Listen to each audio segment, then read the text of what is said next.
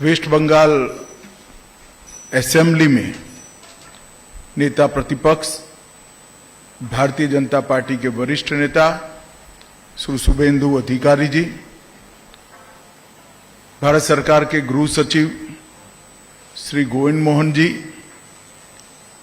श्रीमान जैन निर्देशक फॉरेंसिक विज्ञान सेवा निर्देशालय और आज यहां पर उपस्थित कोलकाता की इस एफएसएल से जुड़े हुए सारे भाई और बहनों,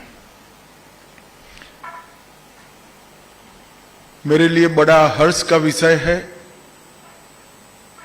कि एक विजन के साथ कई सालों से भारत सरकार सुरक्षित, पारदर्शी और evidence based criminal justice system के निर्माण में लगी है। इसमें आज एक और कड़ी जुड़ने जा रही है। दिखने में तो महज 88 करोड़ की लागत से एफएसएल का निर्माण हुआ है, परंतु इस एफएसएल के सीएफएसएल के माध्यम से पश्चिम बंगाल, झारखंड, बिहार, ओडिशा, असम, सिक्किम और उत्तर पूर्व के सभी राज्यों को evidence based criminal justice system develop करने में एक होलिस्टिक अप्रोच की भूमिका का निर्वहन करने में मदद करेगा। ये सभी राज्यों से, पूरे नॉर्थ ईस्ट से कॉम्प्लिकेटेड केस तो यहां आएंगे ही आएंगे, हर विधा के आएंगे, परंतु इसके साथ साथ हमारे 3 नए आपराधिक न्याय प्रणाली से जुड़े कानून और उसके क्रियान्वयन में एविडेंस का महत्व, फॉरेंसिक साइंस का महत्व और उसका दोषियों को सजा कराने में महत्व, ये तीनों प्रक्रिया को समझाने में, अपनाने में और उसको अंततोगत्वा पुलिस स्टेशन तक पहुंचाने में इस एफएसएल का बहुत बड़ा रोल रहने वाला है। क्योंकि भारत सरकार ने समग्र देश के अंदर एक सीएफएसएल का जाला बुनकर 3-3, 4-4 राज्यों के क्लस्टर बनाकर वो 3-4 राज्यों के क्लस्टर की क्रिमिनल जस्टिस सिस्टम को एविडेंस बेस्ड बनाने का एक उपक्रम चालू किया है।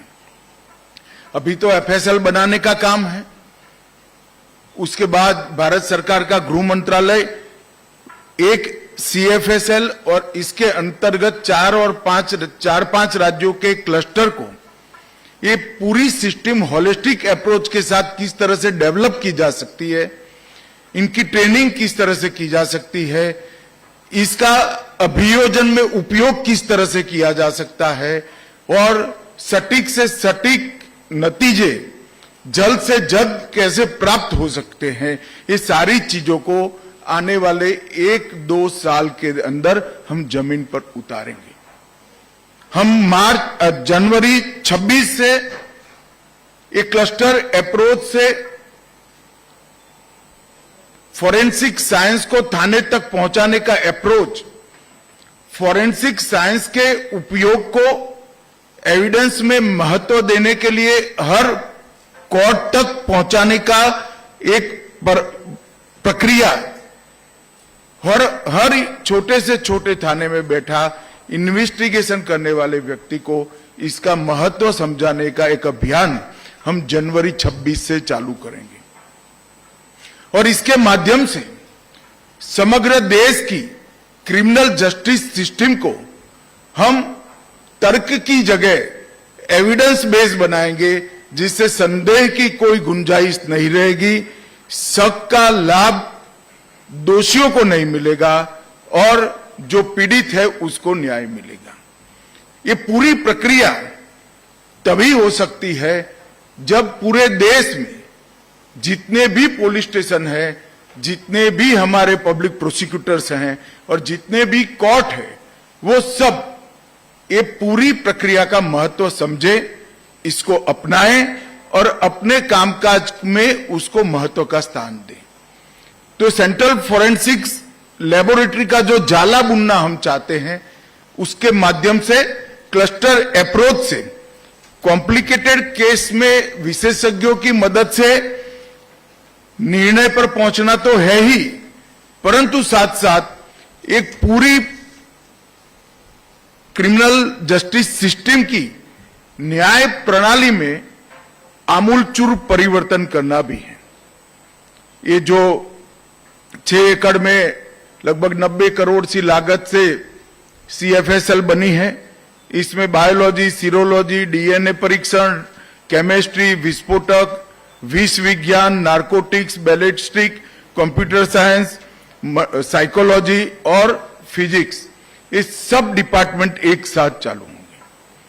तो राज्य की FSL में जहां तज्ञता की जरूरत होगी, विशेषज्ञ की जरूरत होगी, वो सारे केस यहां बहुत सरलता से ट्रांसफर भी होंगे और इसका उपयोग भी कर पाएगा।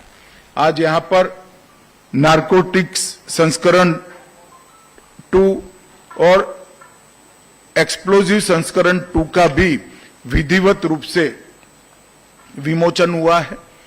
मुझे विश्वास के दोनों संस्करण देश भर की फॉरेंसिक साइंस लेबोरेटरी को कई सारे काम करने के लिए सरलता उपलब्ध कराएंगे। हम 21वीं सदी में जब हमारे ट्रांजैक्शन, कम्युनिकेशन, आइडेंटिटी और बेसिक डिटेल जब सब ऑनलाइन हो रहा है, एक जगह पे स्टोर हो रहा है, तो अपराध का स्वरूप भी इतनी ही तेजी से बदल रहा है। और ये बहुत जरूरी है कि अपराध को रोकने वाले अपराधी से 2 कदम आगे रहें।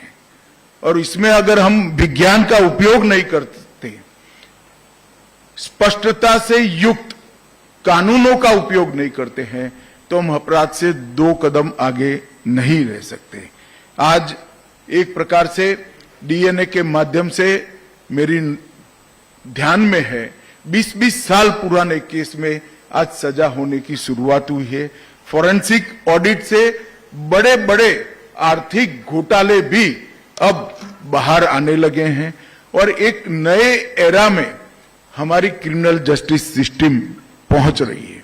Mobile forensic, call details analysis, app uses का ट्रेस और साइकोलॉजिकल प्रोफाइलिंग ने एक हमारी आपराधिक न्याय प्रणाली को नए एरा में पहुंचाने में बहुत बड़ा योगदान दिया है। मित्रों, जब मैं यहां आया हूं तब भारतीय न्याय संहिता, भारतीय नागरिक सुरक्षा संहिता और भारतीय साक्ष्य अधिनियम BNS, BNSS और BSA उसको भी जरूर जिक्र करना चाहूंगा। ये भारत के लोगों द्वारा चुनी गई संसद ने भारत के लोगों के संविधान अधिकारों की रक्षा के लिए बनाए कानून। 160 साल पुराने अंग्रेजों ने बनाए हुए कानून को नरेंद्र मोदी जी के नेतृत्व में भारत सरकार ने खत्म कर नए भारत के नए कानून लेकर हम आगे बढ़े हैं और लोगों को न्याय दिलाने की दिशा में मैं मानता हूं कि ये एक क्रांतिकारी बदलाव है। अब प्रमाण के अभाव में दोषी निर्दोष नहीं छूट जाएंगे, इसका मुझे पूरा भरोसा है। ये कानून में आने वाले 100 वर्षों तक तकनीक में जितनी भी बदलाव आने की संभावनाएं हैं, वो सभी को अभी से समाहित कर डेफिनेशंस बनाई गई हैं।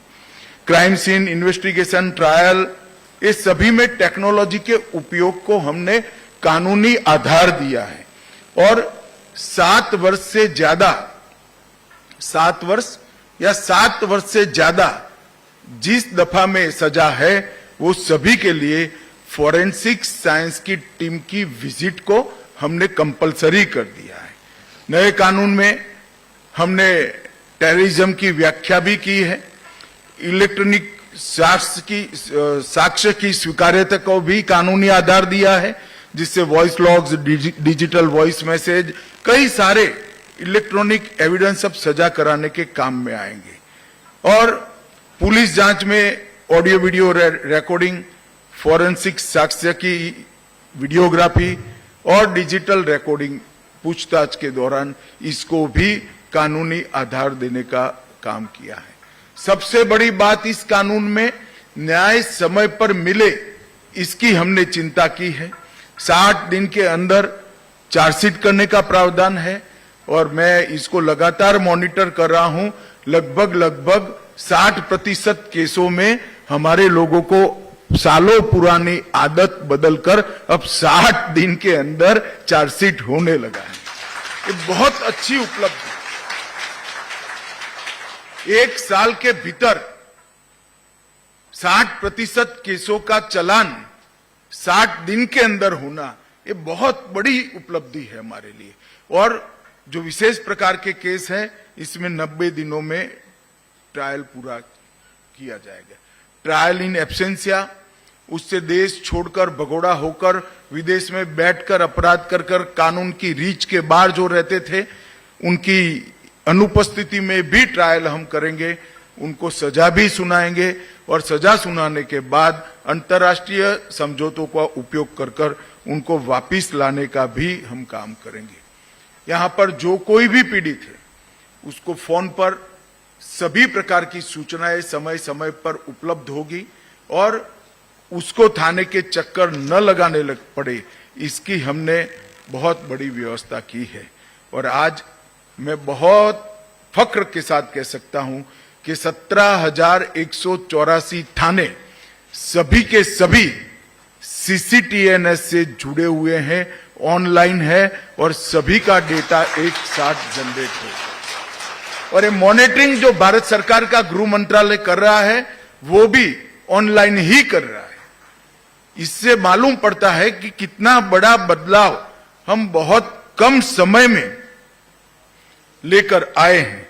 और फॉरेंसिक्स जांच की जो हमने कानूनी वैधता तय की है, इसमें हमें फॉरेंसिक्स एक्सपर्ट्स भी चाहिए और सुविधाएं भी चाहिए। तो हमने भारत सरकार की ओर से हर जिले में एक फॉरेंसिक मोबाइल वाहन के लिए हर राज्य को सहायता ऑफर की है और करीब करीब ये पूरे देश भर में चल रहा है। कई राज्यों ने एक FIR का संख्या देखकर उन्होंने अपने आप बढ़ाए हैं और इसके साथ हमने दूरदर्शिता के साथ कानून 24 में आया, 20 में हम नेशनल फॉरेंसिक साइंस यूनिवर्सिटी की स्थापना कर चुके थे और अब 16 परिसर स्वीकृत हो चुके हैं, 7 स्थापित हैं, 8वां भी नागपुर में अस्थायी कैंपस में शुरू हुआ और बाकी के 8 प्रोसेस में हैं। और इसके अलावे 10 अतिरिक्त परिसर, मतलब 26 परिसर करीब करीब हर बड़े राज्य में एक NFSU की कॉलेज हम बनाएंगे, जिससे ट्रेन मैन पावर मिले। इसको बारीकी से अगर कोई स्टडी करे तो 26 परिसर से 36,000 विद्यार्थी डिप्लोमा, डिग्री और PhD के साथ बाहर निकलेंगे और हमारी रिक्वायरमेंट साल की 30,000 तक की है। तो एक प्रकार से जितनी रिक्वायरमेंट है, इतना ट्रेन ह्यूमन रिसोर्स बनाने का काम हम एडवांस में ही समाप्त कर चुके हैं। और मुझे विश्वास है कि सारे बच्चे जो बाहर निकलेंगे वो एक नई ऊर्जा के साथ, नए विश्वास के साथ हमारी आपराधिक न्याय प्रणाली को कंट्रीब्यूट करेंगे। मैं CSFL की बात करूं तो CFSL पुणे बायोलॉजी और केमिकल फोरेंसिक्स में बहुत आगे बढ़ चुका है। CFSL भोपाल, गुवाहाटी और जम्मू वो भी अच्छे तरीके से एक्टिवेट हो चुके हैं। CFSL चंडीगढ़ DNA टेस्टिंग के लिए आज दुनिया की सबसे आधुनिक से आधुनिक फोरेंसिक लेबोरेटरी के समकक्ष है और NCFL हैदराबाद डिजिटल युग में जितने भी अपराध होते हैं इसके विश्लेषण के लिए हमने बहुत सक्षम बनाया है। 1300 करोड़ से अधिक लागत से एनएफएसयू के और 9 कैंपस बनेंगे और 860 करोड़ की लागत से नई 7 सेंट्रल फोरेंसिक साइंस लेबोरेटरी बनाएंगे, जो उत्तर प्रदेश, छत्तीसगढ़, उड़ीसा, राजस्थान, तमिलनाडु, केरल और बिहार में होगी। तो एक प्रकार से देश भर में राज्यों की फोरेंसिक साइंस की फैसिलिटी को एक सपोर्ट बेस बनाने का काम भारत सरकार के गृह मंत्रालय ने कर दिया है। लगभग 2080 करोड़ की फोरेंसिक क्षमताओं के आधुनिकीकरण की योजना भी हम ला रहे हैं और 200 करोड़ की लागत से नेशनल फोरेंसिक डेटा सेंटर की स्थापना भी करेंगे, जिससे अनेक प्रकार के डेटाओं का संग्रहण और आर्टिफिशियल इंटेलिजेंस के आधार पर इसका विश्लेषण और वो विश्लेषण का हर फोरेंसिक साइंस को उपलब्ध कराकर जांच को और पैनी बनाने का काम हम करेंगे।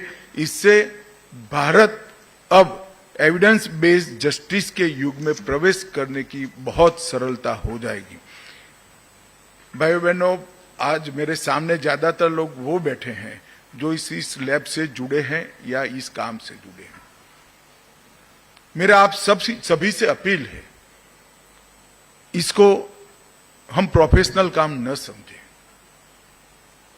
हमारे संविधान निर्माताओं ने आजादी की स्पिरिट को हमारे संविधान के अंदर भरने का काम किया, मगर वो स्पिरिट को जमीन पर उतारने का काम शायद हम बहुत देरी से शुरू कर रहे हैं। एक गरीब आदमी इतना निराश हो जाए कि थाने में फरियाद करने ही न जाए।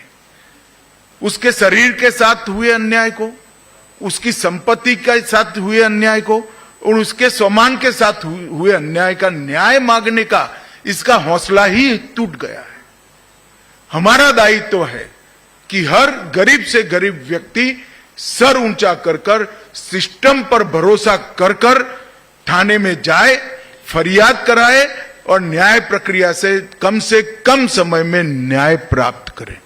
और इसके लिए फोरेंसिक साइंस का ये पूरा फैमिली जो है, चाहे सीएफएसएल होगा, चाहे एनएफएसयू होगा, चाहे राज्य की फोरेंसिक साइंस लेबोरेटरीज होगी, ये पूरे परिवार ने अपना रोल धर्म समझकर अपनाना होगा, एक स्पिरिट के साथ कि हम देश में न्याय के परिदृश्य को बदलना चाहते हैं, हम देश में समय पर न्याय उपलब्ध कराना चाहते हैं और हम देश में देश का सजा कराने का दर दुनिया में सबसे ऊपर ले जाना चाहते हैं और सजा कराकर हम क्राइम को कंट्रोल करेंगे।